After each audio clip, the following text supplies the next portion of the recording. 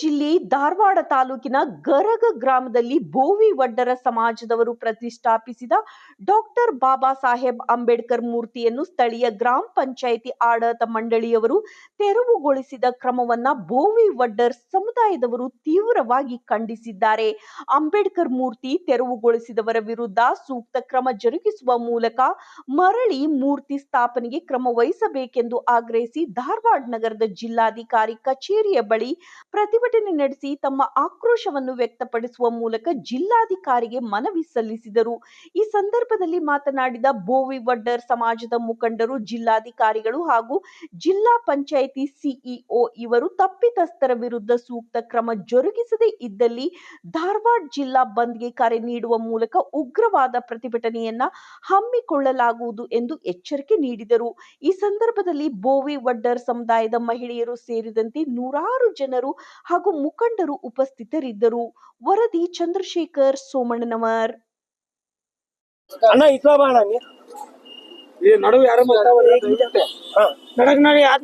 ರಾಜ್ಯದಲ್ಲಿ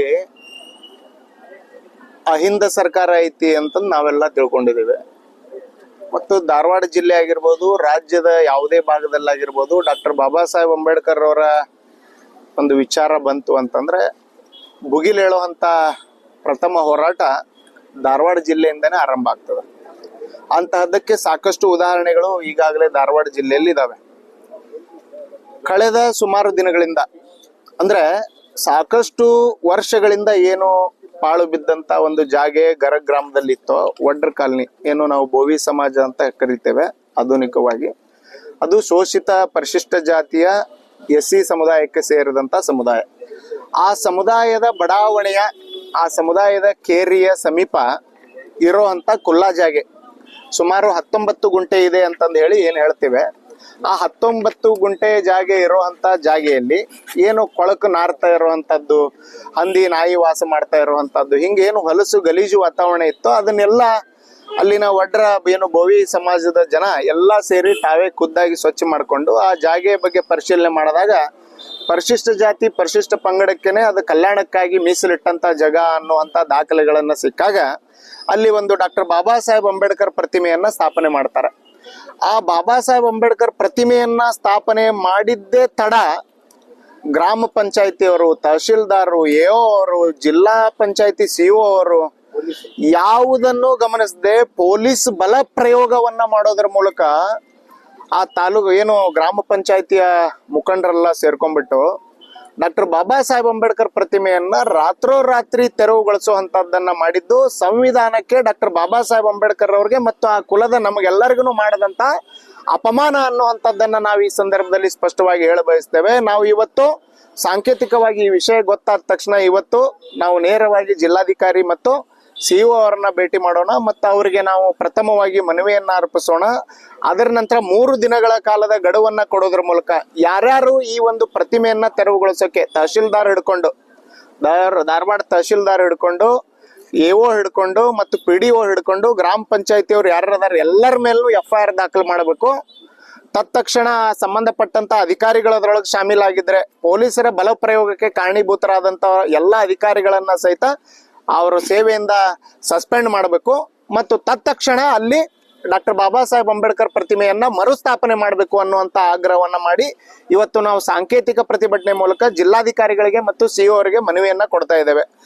ಈ ಹೋರಾಟವನ್ನ ತೀವ್ರಗೊಳಿಸೋದು ಅಥವಾ ಈ ಹೋರಾಟವನ್ನ ಇಲ್ಲಿಗೆ ಮೊಟಕುಗೊಳಿಸುವಂತದ್ದು ಇವತ್ತು ಇರೋದು ಜಿಲ್ಲಾಧಿಕಾರಿ ಮತ್ತು CO ಅವರ ಕೈಯಲ್ಲಿದೆ.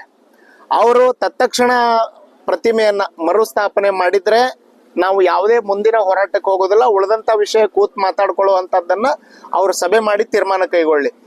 ಅವರು ಪ್ರತಿಮೆಯನ್ನ ಮರಳಿಯಲ್ಲಿ ಸ್ಥಾಪನೆ ಮಾಡೋಕೆ ಮುಂದಾಗದೆ ಹೋದ್ರೆ ಯಾವ್ಯಾವ ಪೊಲೀಸ್ ಅಧಿಕಾರಿಗಳು ಇದರೊಳಗ ಬಲ ಪ್ರಯೋಗ ಮಾಡಕ್ಕೆ, ದಬ್ಬಾಳಿಕೆ ಮಾಡಕ್ಕೆ, ಪ್ರತಿಮೆ ತೆರವಿಗೆ ಕಾರಣೀಭೂತರಾಗಿದ್ದಾರೆ, ಅವ್ರು ಎಲ್ಲರ ವಿರುದ್ಧ ಧಾರವಾಡ ಜಿಲ್ಲೆ ಬಂದ್ಗೂ ಸಹಿತ ನಾವು ಹಿಂದೆ ಮುಂದೆ ನೋಡೋದಿಲ್ಲ, ನಾವು ತೀವ್ರವಾದಂತ ಹೋರಾಟಕ್ಕೆ ಮುಂದಾಗ್ತೀವಿ ಅನ್ನುವಂಥದ್ದನ್ನ ಈ ಮೂಲಕ ನಾ ಎಚ್ಚರಿಕೆ ಕೊಡಬಯಸ್ತೇನೆ. ಅದಕ್ಕೆ ಜಿಲ್ಲಾಧಿಕಾರಿಗಳು, ಜಿಲ್ಲಾ ಪಂಚಾಯತ್ CO ಅವರು ತತ್ಕ್ಷಣ ಕಾರ್ಯಪ್ರವೃತ್ತರಾಗಬೇಕು.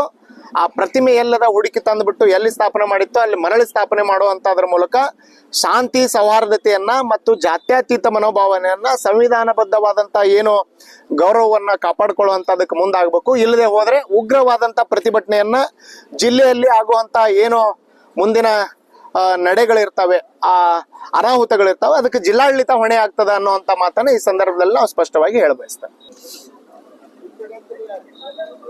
ಸರಿ, ಮೊನ್ನೆ ಯತ್ನಾಳರು ಓಕೆ ದಸರಾ ಉತ್ಸವಕ್ಕೋಸ್ಕರ ಮುಸ್ಲಿಂ ಮಹಿಳೆ ಆಗಲಿ ಅಥವಾ ದಲಿತ ಮಹಿಳೆಗೂ ಸಹಿತ ಈ ಅವಕಾಶ ನೀಡಬಾರದು ಅಂತ ಹೇಳಿ ಮಾತನಾಡಿದ್ರು. ಯತ್ನಾಳ್ಗೆ ನಿಜವಾಗ್ಲೂ ಮಾನ ಮರ್ಯಾದೆ ಇಲ್ರಿ ಅವನಿಗೆ ಬಹುಶಃ ಅವನ ಇಂತಹ ಕುತಂತ್ರ ಜಾತಿವಾದಿ ಬುದ್ಧಿಗೆ ಅವ್ರ ಪಕ್ಷ ಹೊರಗೆ ಹಾಕಿತ್ತೋ ಏನ ಆ ಪಕ್ಷದೊಳಗಿರುವಂತ ವಿಚಾರ ಬಂದು ಹೊರಗೆ ಹೇಳತ್ತಾನೋ ನಮಗ್ ಗೊತ್ತಿಲ್ಲ. ಆದ್ರೆ ಅವನಿಗೊಂದು ಸಂವಿಧಾನಬದ್ಧವಾದಂತ ದೇಶ ಇವತ್ತು ವಿಶ್ವದೊಳಗೆ ಯಾವ್ದಾದ್ರು ಅಗದಿ ಕಟಿಬದ್ಧವಾಗಿ ನಡೆಯತ್ತೈತಿ, ಶಿಸ್ತುಬದ್ಧವಾಗಿ ನಡೆಯತ್ತೈತಿ ಅಂತಂದ್ರ ಅದು ಡಾಕ್ಟರ್ ಬಾಬಾ ಸಾಹೇಬ್ ಅಂಬೇಡ್ಕರ್ ರಚಿಸಿದಂತ ಭಾರತದ ಸಂವಿಧಾನವನ್ನ ಹೊಂದಿರುವಂತ ಒಂದು ಪವಿತ್ರ ಭಾರತ ದೇಶ ಅನ್ನುವಂಥದ್ದನ್ನ ಅವನು ಗಮನಿಸಬೇಕಾಗ್ತದ. ಇವತ್ತು ಸರ್ವೋಚ್ಚ ನ್ಯಾಯಾಲಯ ಸ್ಥಳೀಯ ನಮ್ಮ ರಾಜ್ಯದ ಹೈಕೋರ್ಟ್ ಸಹಿತ ಅತ್ಯುತ್ತಮವಾದಂತ ತೀರ್ಪನ್ನ ಕೊಟ್ಟಿದೆ. ಇವತ್ತು ಬಾನು ಮುಸ್ತಾಕ್ ಅವರ ಏನು ಒಂದು ದಸರಾ ಉದ್ಘಾಟನೆ ಇದೆ, ರಾಜ್ಯ ಸರ್ಕಾರದ ಕಾರ್ಯಕ್ರಮಕ್ಕೆ ಸಂಬಂಧಪಟ್ಟಂತದ್ದು, ಅದನ್ನ ನಾವು ಏನು ಮಾಡಕ್ಕಾಗೋದಿಲ್ಲ, ಅದು ರಾಜ್ಯ ಸರ್ಕಾರದ ತೀರ್ಮಾನ, ಅದನ್ನ ಸ್ವಾಗತಿಸಲೇಬೇಕಾಗ್ತದ ಅನ್ನುವಂತ ಮಾತನ್ನ ಹೇಳಿದೆ. ಮತ್ತು ಸರ್ವೋಚ್ಚ ನ್ಯಾಯಾಲಯ ಸಹಿತ ಬಾನು ಮುಸ್ತಾಕ್ ವಿಷಯದೊಳಗೆ ಇವರ ಅರ್ಜಿನ ತಿರಸ್ಕಾರ ಮಾಡ್ಯದ. ಇದು ನಾವು ದೇಶದ ಸಂವಿಧಾನಕ್ಕೆ ಇವತ್ತು ಕಾನೂನಿಗೆ ನಾವು ನಂಬಿದ್ರೆ ಏನು ನಮ್ಗೆ ನ್ಯಾಯ ಸಿಗ್ಬೋದು ಅನ್ನುವಂಥದ್ದಕ್ಕೆ ಒಂದು ತೀರ್ಪು. ಆದ್ರೆ ಇದನ್ನೆಲ್ಲ ಮರೆಮಾಚಿ, ಇದನ್ನೆಲ್ಲ ಒಂದು ಬದಿಗೆಟ್ಟು ಕೇವಲ ಹಿಂದುತ್ವದ ಮೇಲಿನ ದೇಶ ನಡೆಯತ್ತದ ಅಥವಾ ಯತ್ನಾಳ್ ಅವ್ರ ಅಪ್ಪನ್ಲಿಂತ್ರನ ದೇಶ ನಡೆಯತ್ತದ ಅನ್ನುವಂತ ಮಾದರಿ ಒಳಗ ಅವನು ಹೇಳಿಕೆ ಕೊಡ್ತಾನ. ಒಬ್ಬ ಸಾಮಾನ್ಯ ದಲಿತ ಮಹಿಳೆಗೂ ಸಹಿತ ಅಲ್ಲಿ ಪೂಜೆಗೆ ಅಥವಾ ಹೂ ಮುಡ್ಸಕ್ ಅವಕಾಶ ಇಲ್ಲ ಅನ್ನುವಂತ ಮಾತನ್ನ ಹೇಳೋದ್ರ ಮೂಲಕ ದೇಶದೊಳಗಿರುವಂತ ಸಂಪೂರ್ಣ ದಲಿತ ಸಮುದಾಯವನ್ನ ಅವತ ಅಪಮಾನ ಮಾಡಿದಾನೆ ಅನ್ನುವಂತ ಮಾತನ್ನ ನಾವು ಈ ಸಂದರ್ಭದಲ್ಲಿ ಹೇಳ್ಬೇಕಾಗ್ತದ. ಈ ಸಂಬಂಧಪಟ್ಟಂತೆ ಈಗಾಗಲೇ ಹುಬ್ಬಳ್ಳಿ ಉಪನಗರ ಠಾಣೆ ಒಳಗೂ ಸಹಿತ ನಾವು ದೂರನ್ನ ಕೊಟ್ಟಿದ್ದೇವೆ. ಬಹುಶಃ 80ಕ್ಕೂ ಅಧಿಕ ಪ್ರಕರಣಗಳು ಇವತ್ತು ಯತ್ನಾಳ್ ಮೇಲೆ ಇದಾವೆ. ಮತ್ತ ಯತ್ನಾಳ್ ಮೇಲೆ ಯತ್ನಾಳ್ ಮಾತಾಡಿದ ಮೇಲೆ ಯಾರು ಆತನನ್ನ ವಿರೋಧ ಮಾಡುವಂತದ್ದು ಮಾಡ್ತಾರೆ, ಅವ್ರಿಗೂ ಸಹಿತ ಬೆದರಿಸುವಂತ ಅಥವಾ ಅವರಿಗೆ ಭಯಪಡಿಸುವಂತ ಒಂದು ವಾತಾವರಣ ಸಹಿತ ಇವತ್ತು ಹಲವು ಹಿಂದೂ ಮುಖಂಡರ ಹೆಸರಿನೊಳಗೆ ಮಾಡತ್ತಾರ. ಅವ್ರ ಹಿಂದೂಗಳಲ್ಲ, ನಿಜವಾಗ್ಲು ಹಿಂದೂ ಮುಖಂಡರ ಹೆಸರಿನೊಳಗೆ ಮಾಡತ್ತಾರ. ಹಿಂದೂ ಧರ್ಮ ಅಂತಂದ್ರೆ ನಾವು ಸಹಿತ ಎಲ್ಲರೂ ಇಲ್ಲಿ ಇರುವಂತವ್ರು ಸೇರಿದಂತವ್ರು, ದಲಿತರು, ಅಲ್ಪಸಂಖ್ಯಾತರು, ಮತ್ತು ಈ ದೇಶದೊಳಗೆ ಇರುವಂತವ್ರೆಲ್ಲ ಹಿಂದೂಗಳೇ. ನಾವು ಹಿಂದೂ ನಡೆಯನ್ನ ಯಾರು ವಿರೋಧ ಮಾಡೋದಿಲ್ಲ. ಆದ್ರೆ ನಾವು ಇವತ್ತು ಗಮನಿಸಬೇಕಾಗಿರುವಂತ ವಿಷಯ ಏನಿದಪ್ಪ ಅಂತಂದ್ರ, ದಲಿತ ಮಹಿಳೆಗೆ ಯಾಕ ಹಕ್ಕಿಲ್ಲ, ಇವತ್ತು ದೇಶದ ಒಬ್ಬ ದಲಿತ ಮಹಿಳೆ ದೇಶದ ಪ್ರೆಸಿಡೆಂಟ್ ಆಗಿದಾರ ಅನ್ನುವಂಥದ್ದು ಸಹಿತ ಈ ನಾಲಾಯಕ ಯತ್ನಾಳಗ್ ಗೊತ್ತಿಲ್ಲ ಅಂತಂದ್ರೆ ಬಹಳ ದುಃಖ ಆಗ್ತದೆ ನಮ್ಗೆ. ಅದಕ್ಕೆ ಈತನ ತಲೆ ಒಳಗೆ ಎಷ್ಟೊಂದು ಜಾತಿ ತಾಂಡವ ಆಡ್ತಾ ಇದೆ ಅನ್ನುವಂಥದ್ದನ್ನ ನಾವೆಲ್ಲರೂ ಇವತ್ತು ಗಮನಿಸಬೇಕಾಗ್ತದೆ. ಅದಕ್ಕೆ ಆತ ಎಲ್ಲೆಲ್ಲಿ ಹೋಗ್ತಾನೋ ಇಂತಹ ಕುತಂತ್ರದ ಕೋಮುವಾದದ ಒಂದು ಗಲಭೆಯನ್ನ ಸೃಷ್ಟಿಸುವಂತ ಹೇಳಿಕೆಯನ್ನ ನೀಡ್ತಾ ಹೋಗ್ತಾ ಇದ್ದಾನೆ. ರಾಜ್ಯ ಸರ್ಕಾರ ಇದನ್ನ ಗಂಭೀರವಾಗಿ ಪರಿಗಣಿಸಬೇಕಾಗ್ತದೆ. ಯಾರೋ ಸಣ್ಣ ಪುಟ್ಟ ಪ್ರಕರಣಗಳು ಇದ್ದಂತವ್ರನ್ನ ಇವತ್ತು ಗಡಿಪಾರ್ ಮಾಡಿದೆ, ರೌಡಿ ಪಟ್ಟಿ ತೆಗೆದೆ, ಗುಂಡಾ ಕಾಯ್ದೆ ಒಳಗೆ ಬಂಧನ ಮಾಡಿದೆ ಅನ್ನುವಂಥದ್ದನ್ನ ರಾಜ್ಯದ ತುಂಬಾ ಇವತ್ತು ಪೊಲೀಸ್ ಇಲಾಖೆ ಅಚ್ಚುಕಟ್ಟಾಗಿ ಮಾಡತ್ತದ. ಆದ್ರ ಇಂತಹ ಕುತಂತ್ರ ಕೋಮುವಾದಿಯನ್ನ ಸಹಿತ ರಾಜ್ಯದಿಂದ ಗಡಿಪಾರು ಮಾಡುವಂತದ್ದಕ್ಕೆ ರಾಜ್ಯ ಸರ್ಕಾರ ಮುಂದಾದ್ರೆ ನಿಜವಾಗ್ಲೂ ರಾಜ್ಯ ಸರ್ಕಾರ ಅಹಿಂದ ನಡೆಯ ಮೂಲಕ ಇವತ್ತು ಆಡಳಿತವನ್ನ ನಡೆಸ್ತಾ ಇದೆ ಅನ್ನುವಂಥದ್ದು ಸಾಬೀತಾಗ್ತದೆ. ಇಲ್ಲ ಅಂತಂದ್ರೆ ಇಂತಹ ಕುತಂತ್ರಿಗಳಿಗೆ ಅವಕಾಶ ಕೊಡೋದ್ರ ಮೂಲಕ ರಾಜ್ಯದೊಳಗ ಆಂತರಿಕ ಗಲಭೆ, ಆಂತರಿಕ ಕಲಹ. ಈಗ ನೋಡ್ರಿ, ದಲಿತ ಮಹಿಳೆ ಬಗ್ಗೆ ಆತ ನೀಡಿದಂತ ಹೇಳಿಕೆ, ಆತ ಕೋರ್ಟಿಗೆ ಒಂದು ಕೊಡ್ತಾನ, ಹೊರಗೊಂದು ಹೇಳ್ತಾನ, ನ್ಯಾಯಾಲಯಕ್ಕೆ ಒಂದು ಹೇಳ್ತಾನ, ಹೊರಗೊಂದು ಹೇಳ್ತಾನ. ಇಂಥವೆಲ್ಲ ಈಗಾಗಲೇ ಕಂಡು ಬಂದದಾವ. ಅದಕ್ಕ ಅದನ್ನ ಪಾರದರ್ಶಕವಾಗಿ ತನಿಖೆ ಮಾಡೋದ್ರ ಮೂಲಕ ಆತ ಏನ್ ಹೇಳಿಕೆ ನೀಡಿದಾನ ಆತನ ಮೇಲೆ ಶಿಸ್ತು ಕ್ರಮ ತಗೋರಿ ಅಂತಂದು ಹೇಳಿ ನಾವು ಈಗಾಗಲೇ ಒಂದು ಠಾಣೆ ಒಳಗೆ, ಹುಬ್ಬಳ್ಳಿ ಒಳಗೆ ದೂರು ದಾಖಲು ಮಾಡಿದ್ದೇವೆ. ಅದ್ರ ಪ್ರತಿನೂ ತಮಗೆ ಮುಟ್ಟಿಸ್ತೇವೆ. ಮತ್ತ ಆತನ ವಿರುದ್ಧ ಶಿಸ್ತು ಕ್ರಮಕ್ಕೆ ಪೊಲೀಸ್ ಇಲಾಖೆ ಮುಂದಾಗದೆ ಹೋದ್ರೆ ಆತ ಬಂದಾಗ ನಾವು ಅವನಿಗೆ ಯಾವ ಸೇವೆ ಮಾಡ್ತೀವಿ ಅಂತ ಈಗಾಗಲೇ ನಾವು ಬಹಿರಂಗವಾಗಿ ಹೇಳಿದ್ದೇವೆ. ಆ ಸೇವೆಯನ್ನ ಸಹಿತ 100% ನಾವೆಲ್ಲ ದಲಿತ ಸಮುದಾಯದವರು, ಮಹಿಳೆಯರು ಎಲ್ಲರೂ ಸೇರಿ ಮಾಡ್ತೀವಿ ಅನ್ನುವಂತ ಮಾತನ್ನ ಈ ಸಂದರ್ಭದಲ್ಲಿ ಸ್ಪಷ್ಟಪಡಿಸ್ತೀವಿ. ಏನ್ ಸೇವೆ ಮಾಡ್ತಾರೆ? ಆ ಚಪ್ಪಲಿ ಸೇವೆ ಮಾಡಬೇಕು ಅಂತ ಎಲ್ಲರೂ ವಿಚಾರ ಮಾಡಿದ್ದೇವೆ. ಬಹುಶಃ ಆ ಸೇವೆ ಆತನಿಗೆ ಬೇಕಾಗಿದೆ ಅಂತ ಈ ಸಂದರ್ಭದೊಳಗೆ ನಮಗೆಲ್ಲರಿಗೂ ಕಂಡು ಬಂದದ.